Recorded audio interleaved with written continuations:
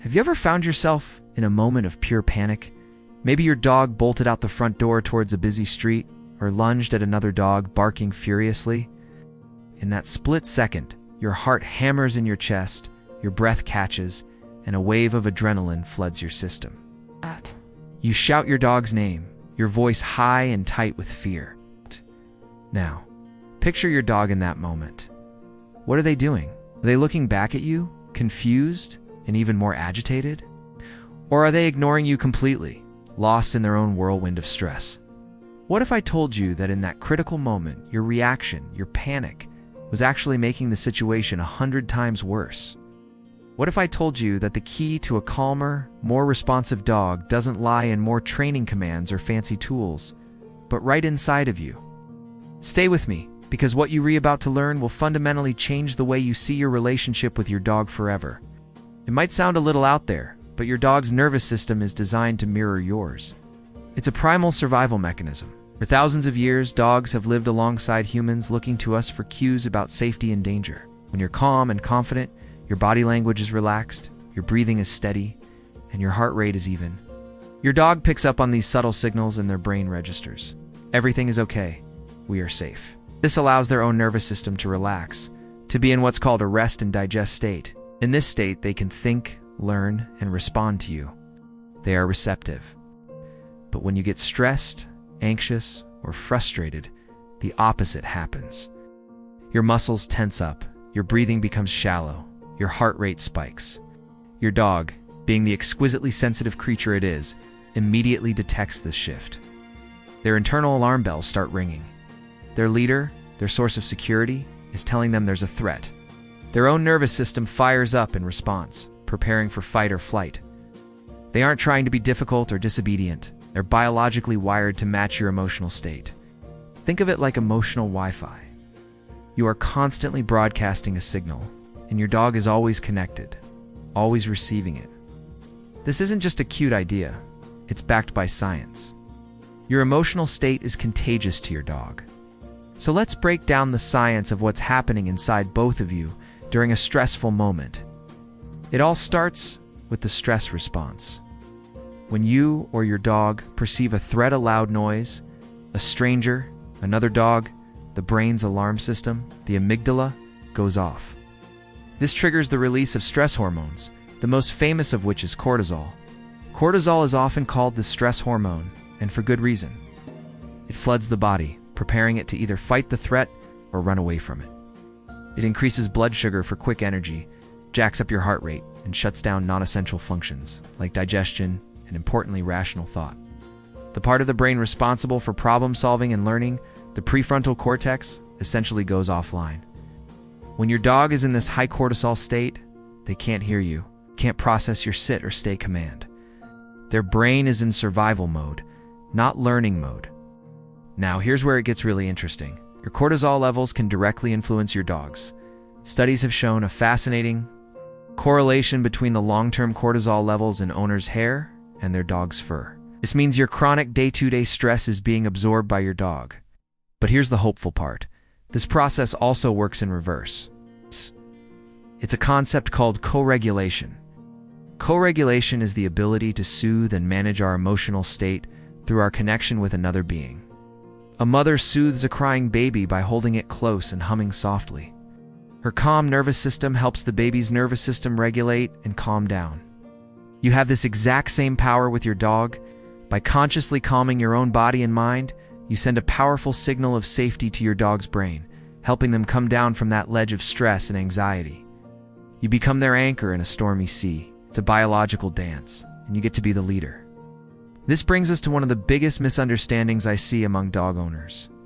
When a dog is barking, lunging, or shaking with fear, the owner's instinct is to fix the dog's behavior. They might try to correct the dog, say no, or physically try to restrain them. They see the dog's anxiety as the problem. But in many cases, the dog's behavior is actually a symptom, a reflection of the unseen tension and anxiety coming from the owner. You might not even realize you're stressed. Maybe you're worried about what other people are thinking, or you're replaying a past negative experience in your mind. You tighten your grip on the leash just a little. You hold your breath.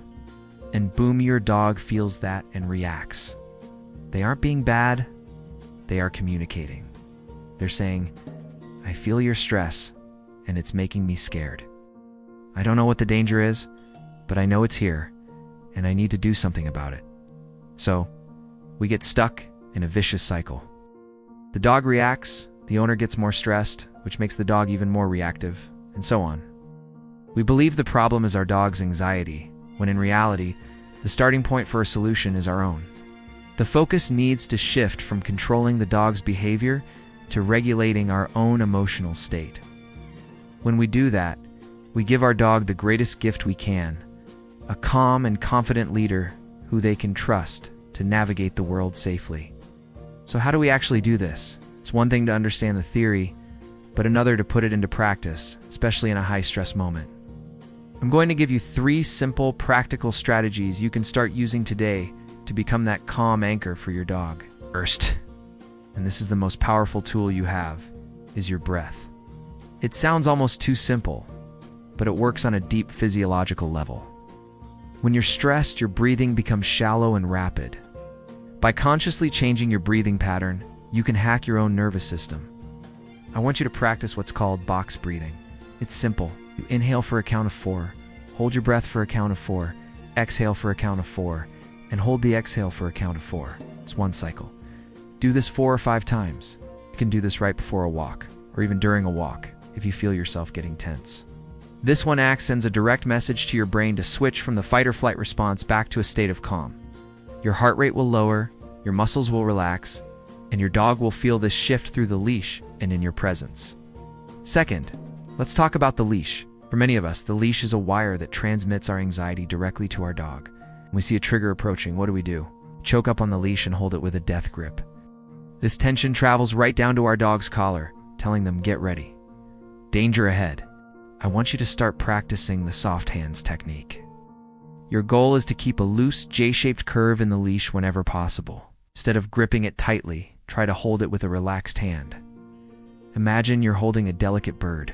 You want to hold it securely, but not crush it. This physical relaxation in your hand and arm will help keep your entire body more relaxed. A loose leash signals to your dog that you are relaxed and in control, and that there is no need to be on high alert. Third, let's manage your focus. Where your attention goes, your energy flows. When we're walking our dogs, we often scan the environment for threats. We're looking for the other dog, the running child, the scary garbage can. This hypervigilance keeps us in a state of low-grade anxiety, which our dogs pick up on. I want you to try a simple mindfulness exercise on your next walk. Instead of scanning for what could go wrong, bring your attention to what is actually happening right now. Feel the leash in your hand. Notice the rhythm of your dog's paws on the pavement. Listen to the sound of the birds. Feel the sun or the breeze on your skin.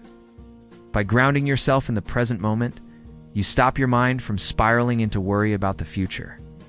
This practice of being present and calm is not about ignoring potential dangers. It's about choosing not to live in a state of clarity rather than panic. Remember, this is a journey, not a quick fix. You've likely spent years reacting in a certain way, and it will take time and consistent practice to build these new habits. But every time you choose to take a deep breath instead of tensing up, you are rewiring your own brain and strengthening your bond with your dog. You are showing them through your own actions that the world is a safe place. You are becoming the leader they've always needed. It is one of the most profound and loving things you can do for them. Thank you so much for spending this time with me. If this resonated with you and you are ready to go deeper on this path to a calmer life with your dog, I'd love for you to join our community. Consider subscribing to the Calm Dog Club for more insights and support on your journey. We're all in this together.